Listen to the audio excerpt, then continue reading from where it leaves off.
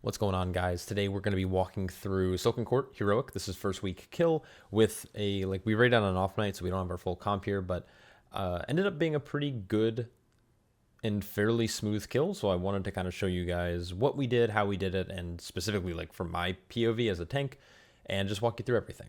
So starting off, I'm going to be taking Takaj, which is the spider lady, and then there's the big manly bug boy, who is a Nubarash, who essentially you do want to taunt swap on every tank buster, which is like the piercing strike, but it's all physical damage. So honestly, if you use a defensive, you should be able to live 1, 2, or even 3 stacks. There are some logs with tanks just tanking him the whole time, so it depends on what tank you're playing. Brewmaster probably could do it. I didn't try it here. We ended up just doing a normal taunt swap. Very early on, there's going to be ads that spawn. This is a great time to use things like Exploding Keg and Chi Wave.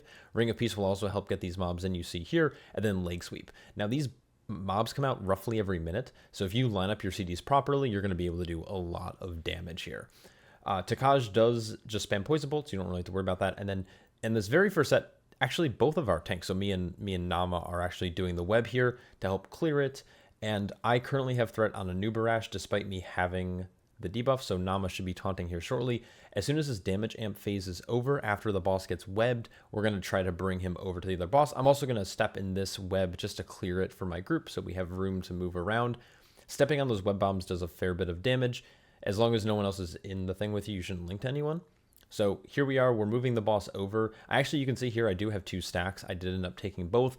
I didn't really notice it. You can see both of my cooldowns are still available, both Dampen, Harmon, Fortifying Brew. Again, ads come out, again, about, a minute 15 into the fight, so about a minute apart. We're going to have Chi Burst coming back up as well as Exploding Keg to finish these off. Touch of Death is also a very useful tool here to kill these ads quickly. So monks feel really good here. So boss once again is going to go across and do the charge. This time we're going to be using 2 DPS. I went to go help out because it looked like we weren't getting there, but we ended up getting it. And then again, damage amp here. So this is a really good time to just kind of blow your load. Even though the other boss who is casting is on the other side of the room, we don't need to be over there. And as you see here, I'm clearing another web bomb just so our group has clearance, like enough space to move around. Another piercing strike's coming out on me. My co-tank should be taunting off here shortly. And then, because my co-tank is tanking a Nubarash, I'm now going to try to taunt Takaj. Shortly after this, the boss is going to go into the first intermission, which are these giant cones that come out. They're very easy, but the hitbox on this mob is like a little annoying, so you want to make sure you're nice and close. You can stand in the webs while your screen kind of has that like effect on the edge, as you can see here. It doesn't mean you're in any danger. Just make sure you're going in a one that's filled, ready to move into one that's going to be empty pretty quickly. The phase ends when you break her shield, and because the other boss isn't active, you don't have that 2-target cleave. For the Brewmaster, that doesn't really matter. We're generally doing strong AoE and strong single target just through like things like Keg Smash. Obviously, Shado-pan amps our Keg Smash ability, but things like Blackout Kick, Rising Sun Kick, and Empowered Tiger Pumps or Blackout Combo do plenty of damage. And then the phase is about to end, and we're entering phase 2.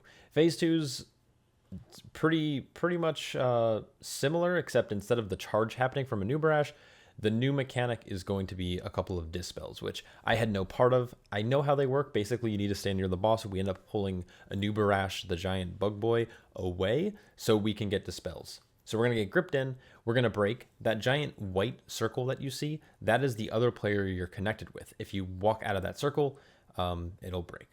So mobs get gripped in here. I think I see Abomination Limb rolling, so that was very good. Again, Exploding Keg was available with Chi Burst, so we're going to get some good ad damage there. That's really kind of the key, at least for Brewmaster damage on this fight, is really lining up those CDs with those ad spawn.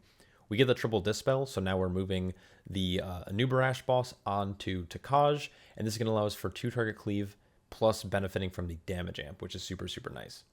So Piercing Strike is now going to go out on me, and then my co-tank should be taunting. Again, though, I can't stress this enough. If you have 2 decent tanks who know how to hit their buttons, taking more physical damage is almost nothing. And honestly, if you're getting ready for the next boss after this, Queen Ansarek, she does way more damage with her tank buster abilities.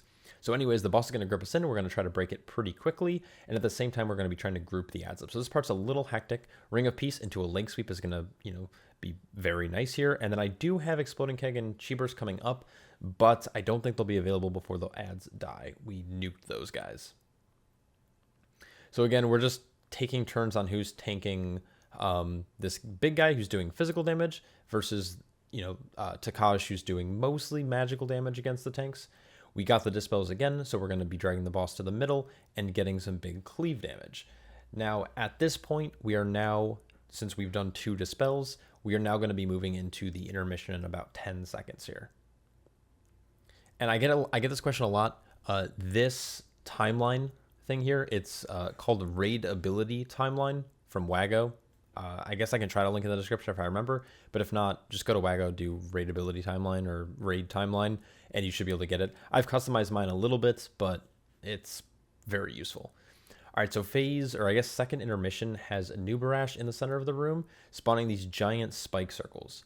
If you get hit by this, you're going to become encased in a spike, and the spike has to be broken as a health pool. You can also bop players out, so having a couple paladins like we do is very nice, but if enough people get stunned, you're going to run out of bops. So Touch of Death is also very good here. You can break someone out pretty quickly. Once it's around the 70% health mark, generally Touch of Death should be able to clear it. Outside of that, just make sure you're cleaving. You can see one of the spikes underneath the boss currently. And yeah, just basically break the shield. You can make the choice here. Second pots do come up during this phase. So if you pot on Pull with Lust, you can then use a potion here to help break the shield faster. So if your group is struggling at getting through this part of the encounter because people are just getting stunned like crazy, popping a potion might help get you through it. But also in a couple of weeks, once we have more gear and 4 sets and all that other stuff and the raid buff, this stuff's going to go down pretty easily. Okay, last phase is very, very hectic.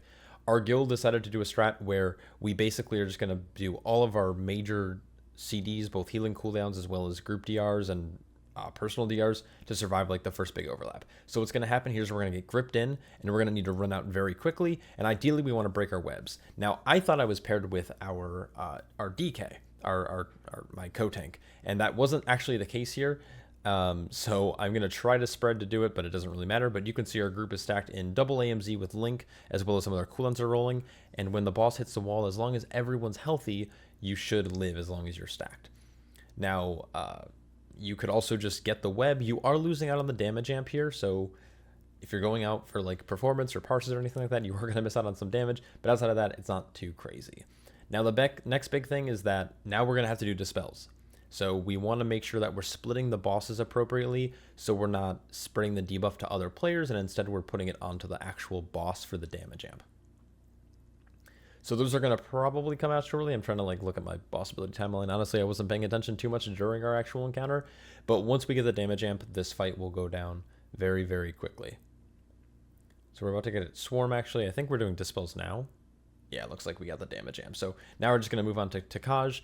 Nerub'ar can't be moved because he's doing his Swarm cast, but we're just hitting the boss for damage amp, or doing our best to, and the fight's pretty much going to go down here. Now at this point, there is one big kind of movement here. The boss is about to teleport away, which will then lead into a soon-to-be charge, but we basically kill before any of this stuff matters. I would say our average group bound level, I think, for this was like 600, in the realm of like 600 or 602. So it wasn't like crazy high. Unfortunately, we got, I think, pretty beans loot. We did get an axe, which is fine, but generally speaking, not super great. But anyways, that's the fight. In terms of defensives, the only time I felt like I needed defensives was if I was going into maybe 2 or even 3 stacks of the Piercing Strike, which never ended up actually happening. So don't feel too burdened to use that kind of stuff. If you're a tank who feels more susceptible to the poison bolts that are coming from Takaj, feel free to kind of roll some of your CDs. You can use Fortifying Brew as a damage cooldown, like a very minor damage cooldown for both Touch of Death and for just getting an extra special delivery keg. Anyways, let me know. Here's my damage breakdown. For those who are interested, the Suffocating Darkness is actually a weapon enchant. Pretty broken. I think it's going to get nerfed. But yeah, let me know if you guys have any questions down below. Sorry the video's super dark. I'm about to go to bed. The rest of my boss commentary walkthroughs will come out on my YouTube channel throughout the week, but I will be posting them pretty much all today and tomorrow to my Patreon, both for paid subs as well for free. So if you want to join my Patreon for free, you can definitely go out and do that. The link will be below. Anyways, good luck, and I will catch you all in the next one. Peace.